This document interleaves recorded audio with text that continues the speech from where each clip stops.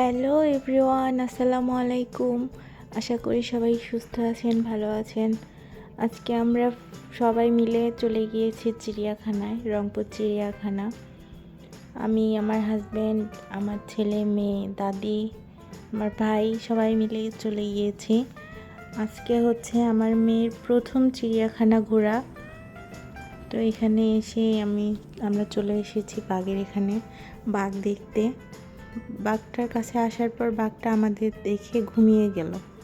তাই আমার ছেলেকে বলছি, বাবা দেখো বাঘটা তোমাকে দেখে ঘুমিয়ে যাচ্ছে, একটু ডাকো তো। তো বাবা জোরে জোরে চিল্লায় ডাকছে, বাঘ বাঘ বাঘ মামা, বাঘ মামা। তো শুনছেই না। পরে বললাম যে চলো নামো এখান থেকে, অন্যদিকে যাই।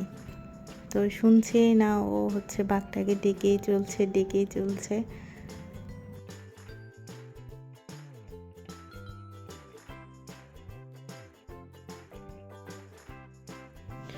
আর এদিকে আমার দাদি আমার মেয়েকে দেখাচ্ছে।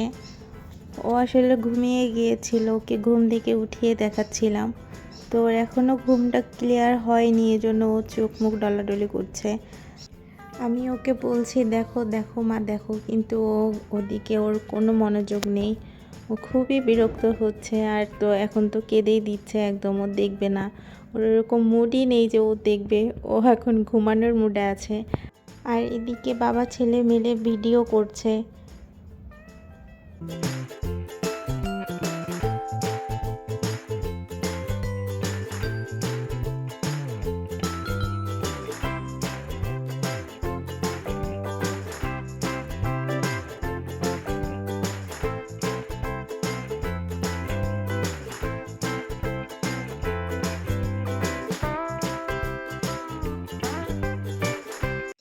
তো ঘোরাঘুরি শেষ। আমার হাজব্যান্ডকে বললাম তুমি একটু বাচ্চাদেরকে আরেকটু নিয়ে ঘোরাও, আমি একটু এদিকটাতে ভিডিও করে নেই।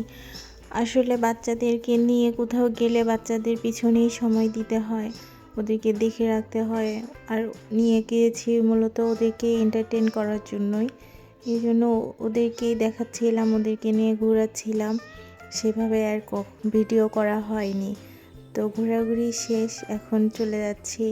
বাই বাই সবাইকে। আমার ছেলেও বাই বাই করে দিচ্ছে। তো সবাই ভালো থাকবেন, সুস্থ থাকবেন, আমাদের জন্য দোয়া করবেন। আল্লাহ হাফেজ।